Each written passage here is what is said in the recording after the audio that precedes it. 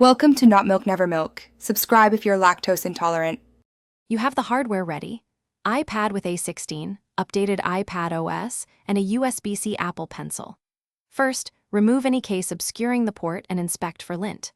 Once done, plug the pencil directly into the iPad's USB-C port. You'll feel a secure physical connection.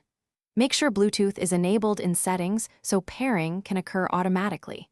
You're starting the process now to let the devices exchange handshake and firmware info. Don't disconnect until the pairing confirmation appears. After you plug in, watch the iPad screen for the pairing prompt and tap Connect. This authorizes the pencil.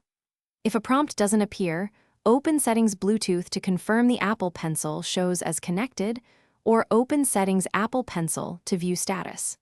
Make sure to keep the pencil attached if the iPad offers a firmware update so it finishes without interruption. Also verify pressure and tilt responses in Notes to confirm full functionality once the software handshake completes. Now test by drawing in Notes and checking responsiveness, pressure, tilt, and any side button or double tap actions.